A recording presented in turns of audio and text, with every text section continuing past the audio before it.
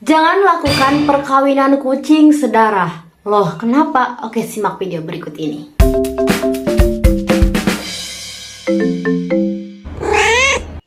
Halo cat lovers. Oke, jadi di video kali ini aku mau sharing ke kalian semua para cat lover, pecinta kucing. Jangan pernah kalian lakukan perkawinan kucing sedarah. Karena apa? Karena itu banyak resikonya. Jadi jikalau teman-teman punya kucing satu turunan atau saudara, adik, kakak, kemudian jantan dan betina, kemudian mereka kawin, anaknya itu bakal ada kekurangan, ya, baik itu cacat ataupun apa. Nah, kenapa aku ngomong seperti ini? Karena aku punya kucing yang namanya itu si Abe. Si Abe selalu kawin dengan adiknya atau kakaknya. Namanya si kakak dan si Unyil. Ataupun bahkan sama ibunya juga. Ya, itu kan perkawinan sedarah. Nah, itu harus dihindari karena anaknya itu bakal ada yang cacat atau ada yang kurang. Yang kayak gimana? Oke, ini aku bicara dari pengalaman aku pribadi karena aku punya kucing yang namanya itu si Abe. Si Abe itu punya adik atau kakak, bahkan dia itu selalu kawin dengan saudaranya sendiri. Bahkan dia juga kawin dengan ibunya sendiri. Nah, hasilnya anaknya itu pasti, itu tidak semua ya, tapi pasti ada yang cacat ataupun yang meninggal. Biasanya yang aku temui cacatnya itu berupa sumbing. Nah, seperti ini. Ini adalah perkawinan sedarah.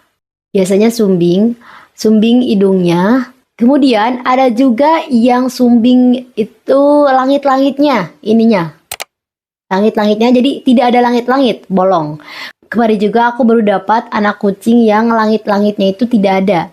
Kemudian lanjut, yang aku temui, yang aku dapatkan, anak kucing yang ususnya keluar. Ini nih. Ada lagi anak kucing yang apa ya namanya itu? Kemaluannya itu kurang sempurna. Intinya pasti ada kekurangan di anak kucing tersebut. Itu salah satu efek dari perkawinan sedarah. Nah, makanya teman-teman cat lovers harus perhatikan anak kucingnya kalau ada anak kucing yang tidak nyusu ke induknya. Karena biasanya kalau ada anak kucing yang tidak nyusu ke induknya, itu tuh ada problem, ada masalah dalam area sini. Baik itu sumbing ataupun tidak ada langit-langit. Karena normalnya anak kucing itu pasti ketika lahir mereka itu pasti menyusu. Kalau tidak, berarti ada masalah. Buat teman-teman para cat lover, pastikan dan periksa anak kucingnya itu menyusu atau tidak. Dan cek kalau memang kalian punya anak kucing yang tidak menyusu.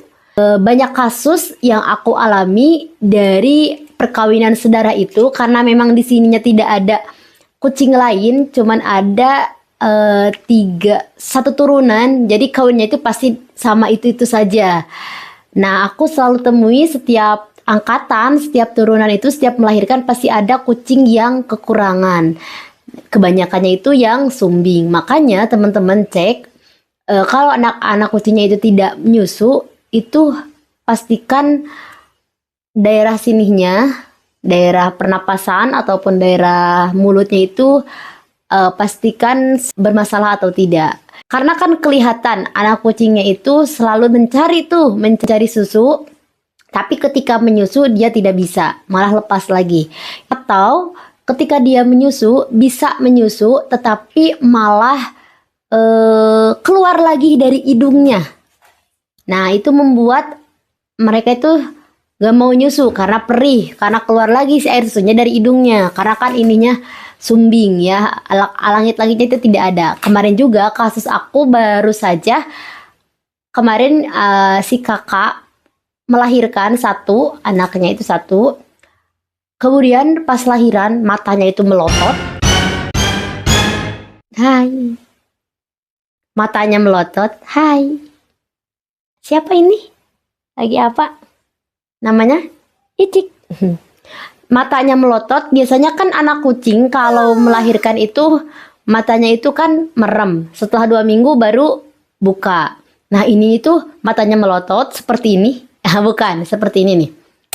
Kemudian setelah lama kelamaan, kok ini anak kucing tidak nyusu. Pas dilihat, gak ada langit-langit.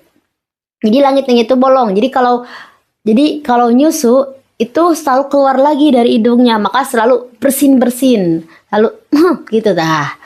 Jadi buat teman-teman yang kucingnya tidak menyusu, pastikan cek dulu. Kalau memang ada yang bermasalah, cek dulu bagian ininya. Kalau tidak ada berarti kalau tidak bermasalah nih tapi tidak nyusu, berarti teman-teman yang harus pastikan membantu untuk menyusui dengan memberikannya air susu ibunya. Kalau tidak dengan endot beli susu yang khusus untuk bayi kucing yang baru lahir. Ada nih, aku rekomendasikan satu susu yang boleh digunakan oleh bayi kucing yang baru lahir, itu non laktosa, namanya itu Protema.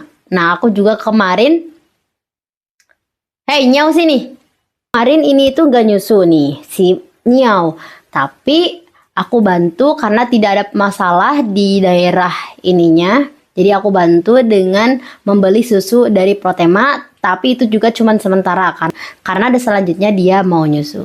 Jadi intinya hindari perkawinan sedarah karena itu pasti ada resikonya. Tetapi ada juga yang tidak ya. Bahkan ini yang 3 sekarang, anak si Unyil ini sama perkawinan sedarah, tetapi alhamdulillah tidak ada yang cacat. Jadi yang intinya hindari perkawinan sedarah kalau bisa. Jadi agar kita meminim resiko atau kecacatan yang akan terjadi. Kalau bisa itu ya, tapi kalau seperti kejadiannya seperti aku yang memang tidak ada kucing lagi, yang itu cuman di sini cuman hanya 1 turunan, ya gimana lagi? Mereka yang mau ya gimana lagi gitu. Jadi itu yang aku sharingkan ke teman-teman cat lovers. Efek dari perkawinan sedarah itu seperti apa, itu kayak gitu. Jadi bakal ada yang cacat. Makanya kenapa kalau kenapa kok kucing aku kayak gini, kenapa kucing aku bermasalah, atau kenapa kucing aku sumbing, atau kenapa kucing aku ada kekurangan. Nah itu tanyakan lagi apakah itu perkawinan sedarah atau tidak. Kalau memang perkawinan sedarah ya pasti seperti itu. Karena kan di manusia juga perkawinan sedarah kan diharamkan ya. Jadi kucing juga seperti itu. Mungkin kalau memang kucing punya agama mungkin diharamkan, tapi seperti itu. Oke, itulah sharing kali ini seputar perkucingan. Para cat lover, salam dari saya keluarga Miko untuk para cat lover seluruh Indonesia. Oke, semoga bermanfaat video kali ini. See you next video. Bye bye. Wassalamualaikum warahmatullahi wabarakatuh.